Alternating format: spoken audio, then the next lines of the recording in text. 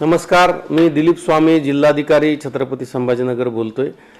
छत्रपती संभाजीनगर शहर व जिल्ह्यामध्ये काल परवा पेट्रोल पंपावर खूप मोठ्या वाहनाच्या रांगा लागल्या होत्या आणि पेट्रोल आणि डिझेलचा तुटवडा आहे, टंचाई आहे असं चित्र निर्माण केलेलं होतं। आज मी सर्व कंपन्यांच्या प्रमुख अधिकाऱ्यांशी चर्चा केली। त्यानंतर असं लक्षात आलं की डिझेल आणि पेट्रोलच्या साठ्यामध्ये कुठेही कमी झालेला नाहीये। येणारा फ्लो हा कंटिन्यू चालू आहे, कुठेही टंचाई नाही आहे। फक्त अफवा पसरवल्यामुळे लोकांनी पेट्रोल पंपावर गर्दी केली आणि अव्वाच्या सव्वा पेट्रोल भरून डिझेल भरून घेतल्यामुळे पेट्रोल पंपावरचा साठा संपलेला आहे। माझी समस्त नागरिकांना नम्र विनंती आहे की आपण पॅनिक होऊ नका, अफवावर विश्वास ठेवू नका।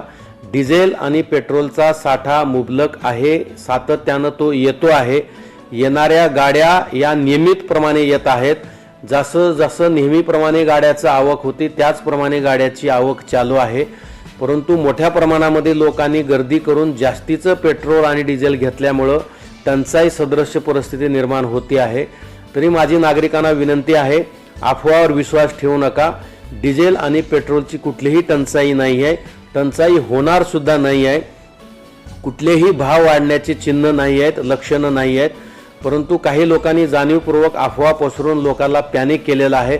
अशा लोकांचा आम्ही शोध घेतो आहोत ज्यांनी अफवा पसरवलेला आहे ते, आणि जे कोणी अफवा पसरवतील आणि लोकांना पॅनिक करतील त्यांच्यावर कायदेशीर कडक कारवाई केली जाणार आहे। त्यामुळे माझी नागरिकांना विनंती आहे, अफवा पसरवू नका, लोकांना पॅनिक करू नका। पेट्रोल आणि डिझेलचा साठा आहे आणि तो रेग्युलर आपल्याला मिळणार आहे।